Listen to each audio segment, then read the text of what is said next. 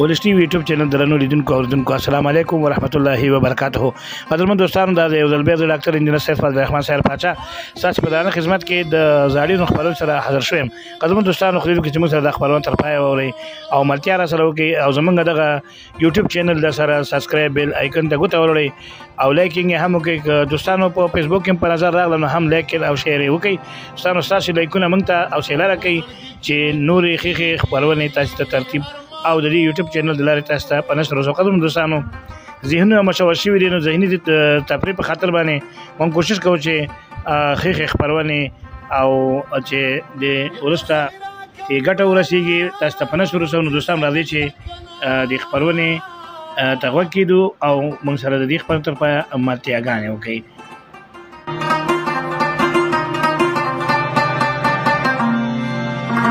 خو په مخې ځي د اوښکو باران رورو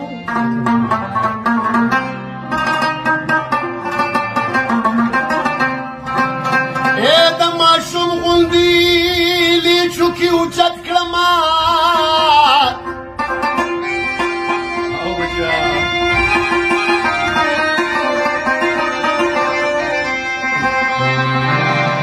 یا په پستو ګوتو مې وینځي زلفان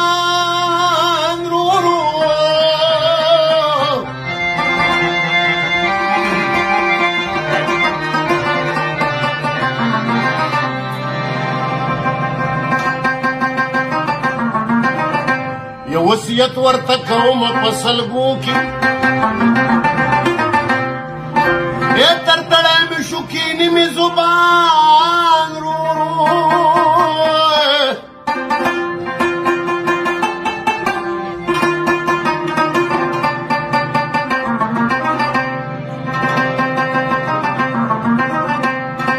یا په مزه مزه یې کېښودم لحد کې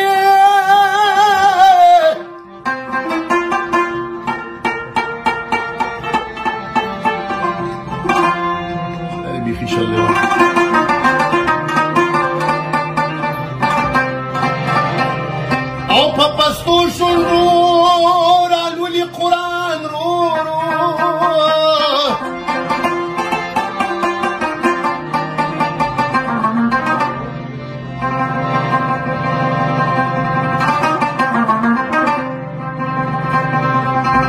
رواجونه یې پوره کړل نظامه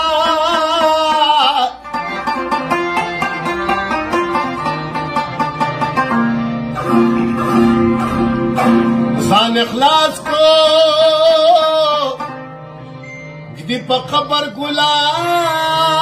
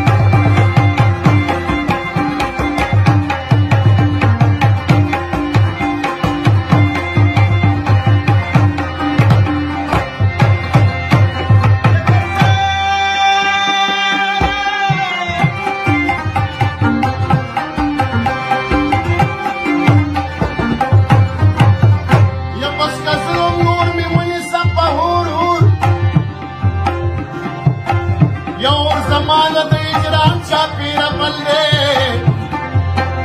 او چې یې عشق پاتې شو زمانه کلی کور یا کور زما ته له خاورې خجله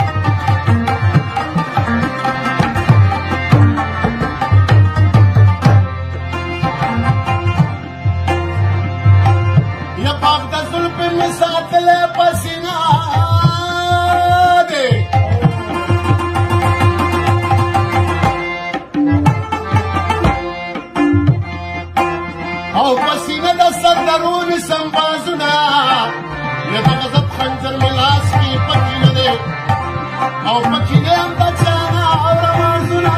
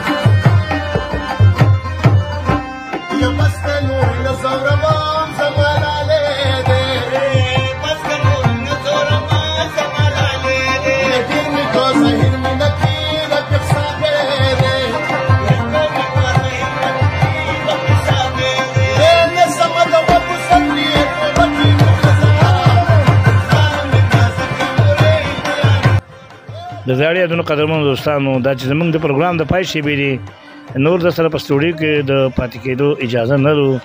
اوس دنه زه ډاکټر انجینر سید فضل الرحمن سیار پاچا چې بیا د یوې نوې خپرونې سره ستاسو په درانه خدمت کې حاضرېږم. اجازه غواړم تاسو په لوی بخښونکي او مهربان خدای سپارم. په مخه مو ښه.